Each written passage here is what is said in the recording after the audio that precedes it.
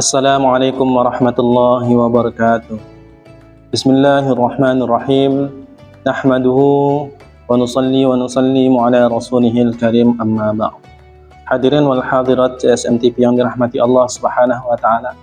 Lagi dan lagi kita bersyukur kepada Allah Subhanahu wa taala atas limpahan rahmat dan kasih sayangnya kepada kita, sehingga sampai saat ini kita bisa menjalankan perintah-perintah Allah Subhanahu wa taala, terutama menjalankan ibadah puasa pada bulan Ramadan. Hadirin wal hadirat rahimakumullah. Salawat serta salam kita haturkan kepada baginda Nabi Muhammad SAW, suri dan tauladan bagi kita, seorang nabi yang mana beliau adalah khatamun nabiyyin, nabi akhir zaman, yang barang siapa bersalawat kepadanya maka Allah Subhanahu wa taala akan memberikan rahmat kepada orang yang bersalawat tersebut. Hadirin wal hadirat rahimakumullah. Bulan suci Ramadan adalah bulan yang sangat berkah.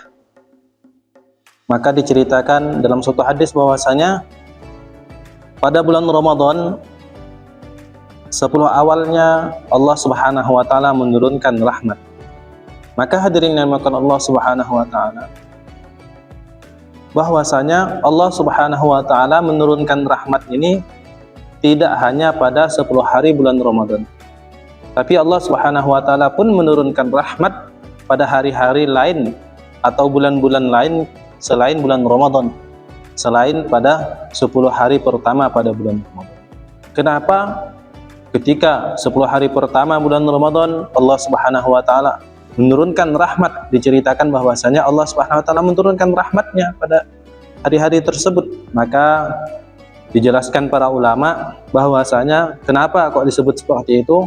Karena Allah Subhanahu wa taala menurunkan rahmat pada 10 hari pertama ini lebih banyak daripada rahmat yang Allah Subhanahu wa taala turunkan pada hari-hari atau bulan selain bulan Ramadan tersebut.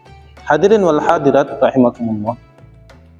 Maka diceritakan juga dalam hadis bahwasanya pada paruh kedua, 10 hari kedua pada bulan Ramadan, Allah Subhanahu wa taala akan mengampuni seseorang, memberikan ampunan. Maka hadirin yang dimuliakan Allah Subhanahu wa taala, ini haruslah kita introspeksi diri kita. Pada 10 hari pertama, apakah kita ini telah dirahmati Allah Subhanahu wa taala? Salah satu tanda seorang dirahmati Allah Subhanahu wa taala adalah mengamalkan perintah-perintah Allah Subhanahu wa taala. Maka pada paruh kedua ini kita harus bagaimana tingkatkan lagi, yaitu dengan selalu minta ampun kepada Allah Subhanahu wa taala, minta maghfirah dari Allah Subhanahu wa taala. Karena pada paruh kedua ini adalah tempat di mana Allah Subhanahu wa taala mengampuni hamba-hamba.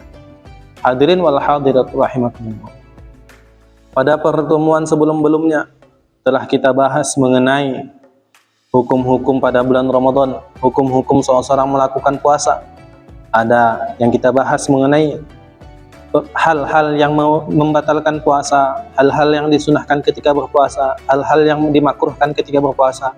Maka pada pembahasan kali ini kita akan membahas mengenai amaliyah-amaliyah pada bulan Ramadan, amaliyah-amaliyah yang kita lakukan ketika kita berpuasa. Nah, yang pertama adalah kita membahas mengenai sholat tarawih. Sholat tarawih.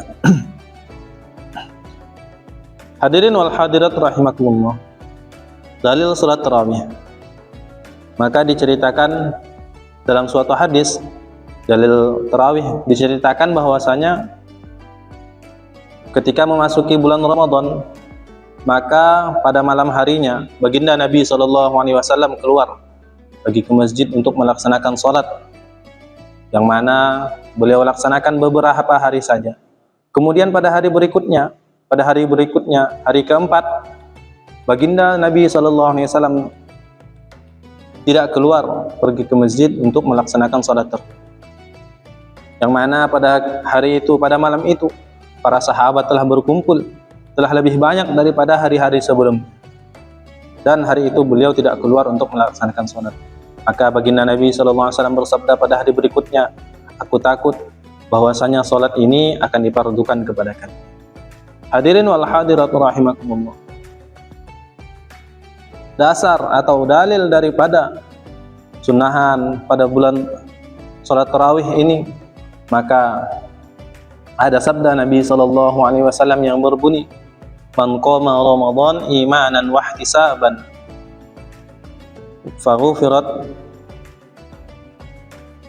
faghfirat ma taqaddama min dzambi." Atau kama jaa fil hadis. Barang siapa yang melaksanakan salat berdiri pada bulan Ramadan dengan iman dan ihtisab, maka dosa-dosanya yang telah lalu akan diampuni. Dan ada satu hadis baginda Nabi, dan ada satu hadis yang diriwayatkan oleh Imam Baihaqi dengan sanad yang sahih. Beliau menceritakan bahwasanya ketika zaman Sayyidina Umar radhiyallahu anhu, para sahabat melaksanakan salat tarawih dengan berjamaah sebanyak 20 rakaat. Kemudian ada satu riwayat dalam riwayat Imam Malik dalam kitab Muwatta menyatakan bahwasanya salat tarawihnya pada zaman Sayyidina Umar radhiyallahu anhu adalah 23 rakaat. Kemudian Imam Baihaqi mengumpulkan dua hadis tersebut, yang mana hadis pertama menceritakan bahwasanya selawat tarawih pada zaman Sayyidina Umar radhiyallahu anhu 20 rakaat. Ya, dan salawat tarawih dalam riwayat Imam Malik diceritakan adalah 23 rakaat.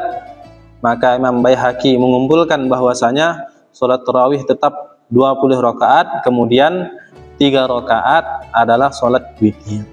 Maka dua hadis tersebut dikumpulkan.